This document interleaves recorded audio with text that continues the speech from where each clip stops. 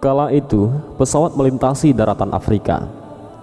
Di antara salah satu penumpangnya ada Habib Quraisy dan ibu tua yang berumur sekitar 65 sampai 70 tahun dengan berpenutup jilbab di sebelahnya. Dalam perjalanan itu, ibu tua menyapa Habib Quraisy dan menanyakan tempat tujuannya dengan menggunakan bahasa Arab yang sangat fasih. "Mau kemana Anda?" tanya ibu tua itu. "Saya akan transit ke Yordan, kemudian melanjutkan perjalanan ke Yaman," jawab Habib. "Asalnya dari mana?" tanya ibu tua itu, juga dengan menggunakan bahasa Arab yang sangat fasih. Kemudian Habib menjawab, "Saya berasal dari Indonesia." Karena mengetahui Habib Quraisy orang Indonesia, kemudian ibu tua itu menggunakan bahasa Indonesia dengan sangat fasih. Padahal dari perbincangannya, beliau tahu bahwa ibu tua itu adalah wanita kelahiran Jerman dan warga negara Jerman. "Adik di Indonesia itu dari mana?" Habib Quraisy katakan, "Saya dari Jawa." Tak ubahnya seperti mengetahui sesuatu, ibu tua itu lantas merubah dialognya dengan menggunakan bahasa Jawa, yang dialeknya sangat halus dan sampai-sampai Habib tidak paham dengan apa yang beliau katakan.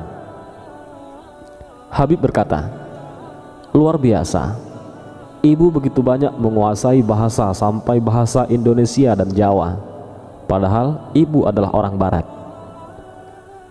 Ibu tua itu hanya tersenyum seraya berkata, "Alhamdulillah, saya menguasai 11 bahasa dan 20 bahasa daerah."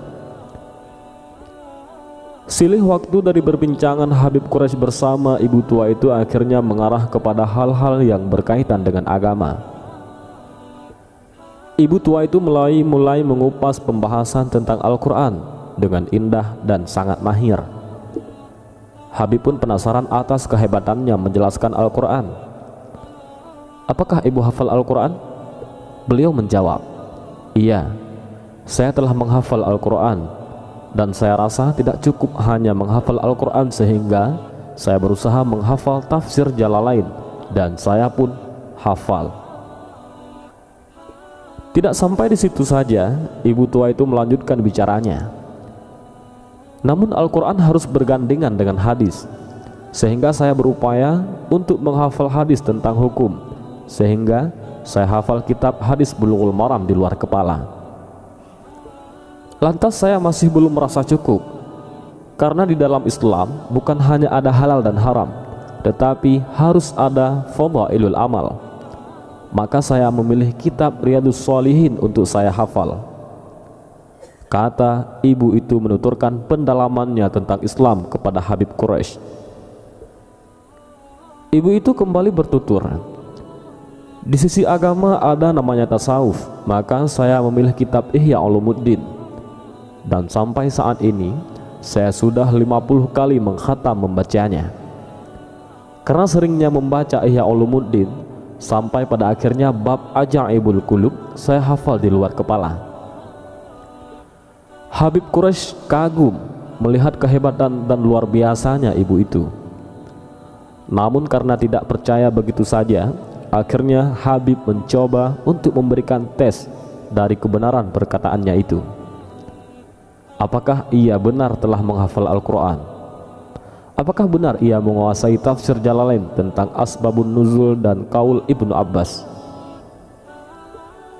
Setelah melalui beberapa pertanyaan, ternyata benar ibu itu hafal Al-Quran dan bahkan mampu menjawab tafsirnya dengan piawai dan mahir.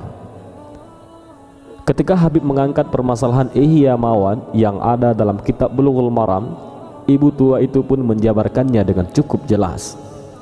Dan ketika Habib membahas tentang hadis Riyadhus Shalihin, ibu tua itu pun menyebutkan sesuai apa yang disebutkan dalam kitab Dalailul Falihin sebagai syarah kitab hadis tersebut.